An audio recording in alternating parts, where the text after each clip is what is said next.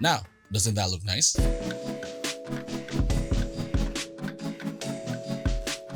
Hey everyone, my name is Kevin and welcome back to the channel. This video is sponsored by Keebzilla. Keebzilla is your one-stop shop for switches, lube, and keyboard accessories such as keycap pullers, switch pullers, and a whole lot more. Check out the link in the description to get your keyboard enthusiast needs. Thank you to Sir Charles of Keebzilla for always supporting the channel.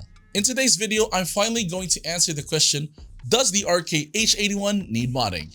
If you want the short answer, yes it does. But the amount of modding capabilities you can do with this is not that much. Just by simply swapping out the switches for different ones and tuning the stabilizers is really all you need to do. And it will sound even more amazing. But for me, I really wanted to see what the keyboard had underneath. If you want to see how you can open the RKH81, then continue watching. But again, you really don't need to do this, as Royal Kludge has done an amazing job on this keyboard that fellow enthusiasts who really just want something good out of the box can really just use this out of the box. If you're still here, let's open this keyboard up. What I did first was to remove the keycaps and switches.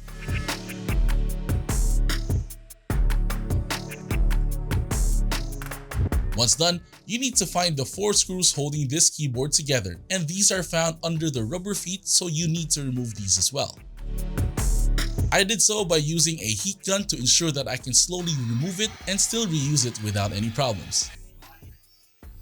Once you get that done, you will need to remove the top part of the keyboard by slowly loosening some plastic clips with a guitar pick or anything that can be inserted to detach it from the bottom part. Be careful when you separate this, as there is a cable connecting to the knob.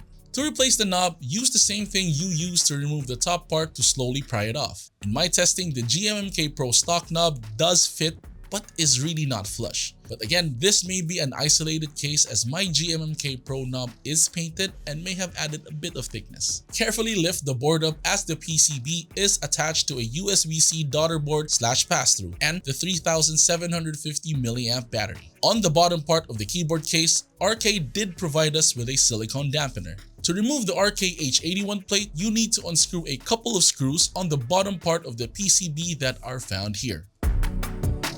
This keyboard's plate is made of polycarbonate, which is not usual, as most pre-built boards use steel plates. Now, this part may vary from your unit, as my RKH81 is a bit different from what I've seen from other YouTubers. I think this may be an updated version of the RKH81, but I really can't confirm. In my version, the silicone plate dampener has a sort of PE foam mod thing that is part of this dampener, as you can see here.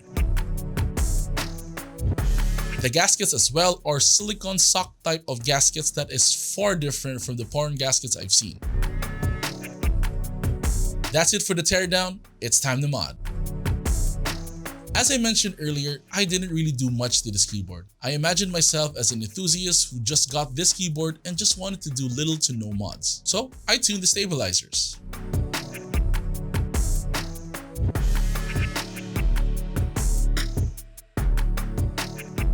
Added these Affleon inks from Keebzilla, thank you again.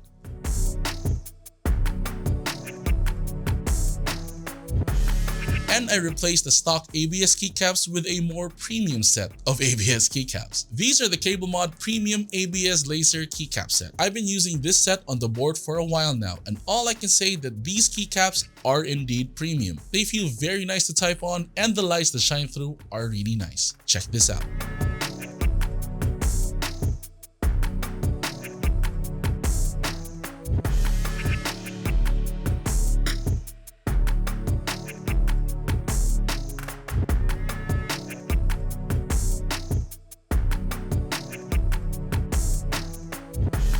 The downside of this keycap set is the layout compatibility, as it is mostly for standard layouts like the 60%, TKL, and a full-size keyboard. But for the price of the base kit of only 2,760 pesos and 2,208 pesos for the modifier set, I really can't complain. For me, if you're into RGB, this is a definite must-buy.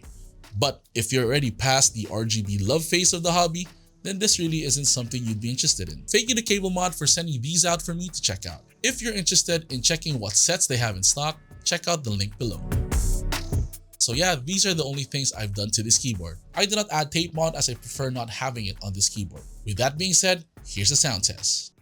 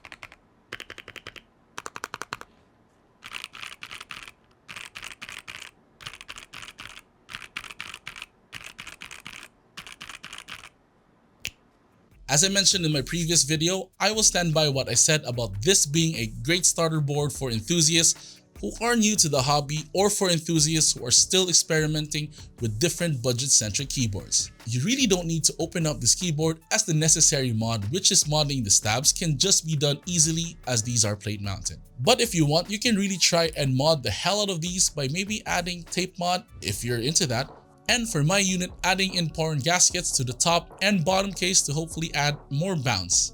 That's really it. Royal Kludge has indeed made the RKH81 a keyboard you can literally just get and use right away. So that's it for the video.